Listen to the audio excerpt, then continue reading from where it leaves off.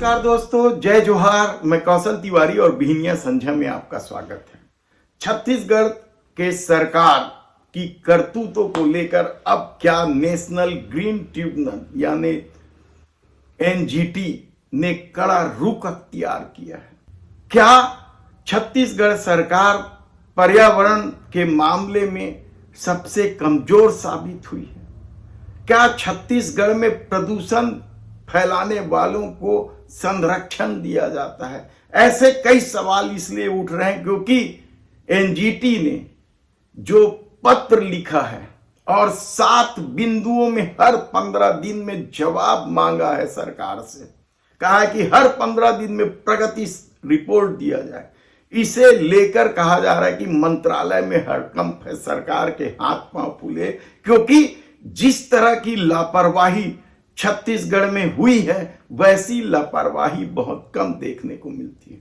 खासकर नदी नालों के किनारे अतिक्रमण का मामला हो या फिर नदियों में नाली का गंदा पानी प्रवाहित करने का मामला हो, हर तरफ से क्या छत्तीसगढ़ सरकार एनजीटी के बनाए मापदंड का उल्लंघन कर रही है और इसलिए एनजीटी ने 7 बिंदुओं में कड़े निर्देश देते हुए कहा है कि हर 15 दिन में रिपोर्ट दिया जाए।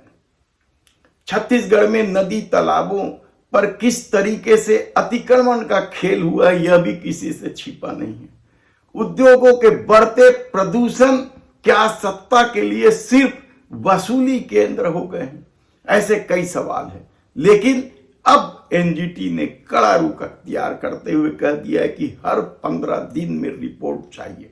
उन्होंने छत्तीसगढ़ सरकार को साफ तौर पर कहा है कि नगरीय निकायों के आसपास बहने वाले नदी और तालाबों में नालों का गंदा पानी न जाए, इसके लिए पर्याप्त उपाय किए जाएं।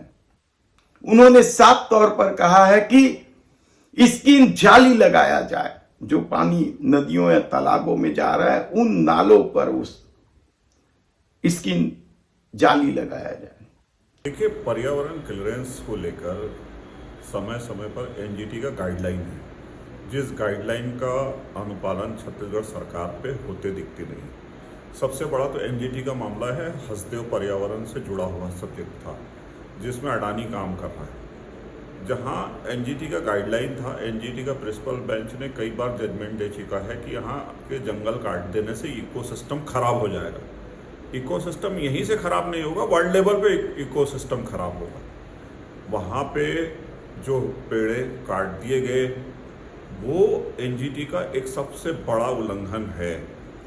यही नहीं, पर्यावरण क्लियरेंस के नाम से सीमेंट प्लांट है और स्पंज आयरन है, कोल का जहाँ इस एरिया है, ये सारे जगह पर्यावरण का खुला उल्लंघन हो रहा है। एनजीटी क्लियरेंस के नाम से करोड़ों रुपए एनजीटी के क्लियरेंस उसके नाम से करोड़ों रुपए बटोरने की स्कीम सरकार चलाती है। उनको एक नोटिस देती है और चुपचाप हो जाती है। नोटिस का बड़ा खेल पर्यावरण विभाग में खुला आक्षेप है, हमारा खुला खेल चल रहा है। छत्तीसगढ़ में सीमेंट प्लांट जिस तरीके से है, आजू बाजू के गांव जो है इस समय पलायन की स्थिति में, वहाँ फसलों की स्थिति बहुत खराब है। पानी की स्थिति जो है इतनी दुभर हो चुका है कि पानी कई जगह जहरीले हो गए हैं जो पीने लायक नहीं है।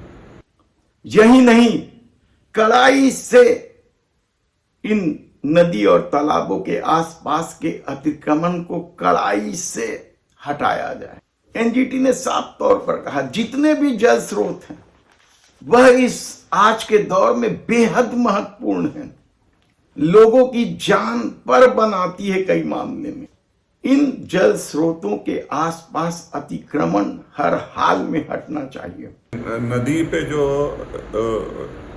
वो करना था, प्यूरिफाई के सिस्टम करना था, वो आज तक हुआ नहीं। अभी एक भाटा गांव के पास कहीं पे निर्माण हो रहा था, वो अभी तक चालू नहीं हुआ।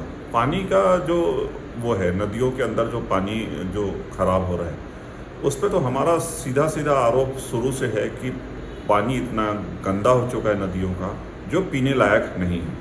अगर इसको सही तरीके से कर लिया जाए, परीक्षण कर लिया जाए, तो शायद कोई भी छत्तीसगढ़ का कोई भी नदी का पानी ऐसा नहीं है जो पीने योग्य हो, क्योंकि सरकार इतनी गंभीर नहीं दिखती क्योंकि पानी पीने लायक बनाया जा सके। सारी जगह जो है नदियों के किनारे स्पंज आयरन प्लांट है, कुम्हारी में कैडिया डिस्लरी है, जहाँ सीधा सीधा पानी छोड़ा जा रहा है और उसका जांच करने के नाम से खानापूर्ति करते हैं, जो पर्यावरण विभाग के लिए बहुत बड़ा दाग है।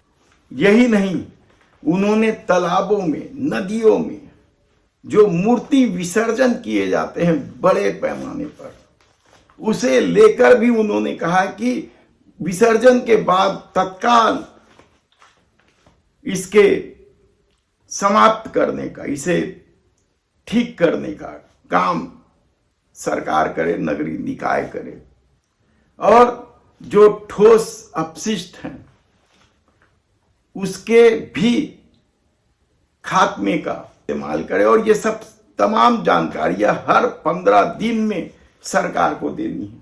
आपको बता दें कि छत्तीसगढ़ में तालाबों और नदियों के पास किस तरीके से अतिक्रमण मच रहा है, भूमाफिया किस तरीके से सक्रिय है। जागरूक नागरिकों को कोर्ट का दरवाजा तक खटखटाना पड़ रहा है और सरकार जांच के नाम पर लीपापोती का खेल कर रही है। मास्टर प्लान की भी अनदेखी की खबरें इस दौर में आई हैं। यदि छत्तीसगढ़ की राजधानी रायपुर की ही बात करें तो 6 कोरी 6 आगर तालाब था, यानी 126 तालाब इस शहर में था। आज क्या स्थिति है? तालाबों को पाट कर कॉम्प्लेक्स बना दिए गए, कॉलोनी बसा दिए गए। शहर के सबसे बड़े तालाबों में से एक रजमंदा तालाब, लेंडी तालाब, कहां है उनका अस्तित्व? कितनी बार एनजीटी ने कहा कि इन तालाबों के अस्तित्व को वापस लाना चाहिए, पुनर्जीवित करना चाहिए, लेकिन सरकार इन भूमाफियाओं की जेब में है कहा जाए तब भी गलत नहीं होगा। कितने ही ऐसे मामले हैं।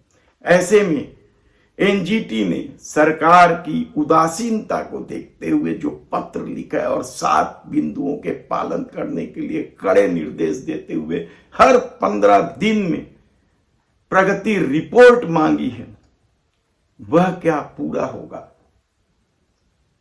धन्यवाद।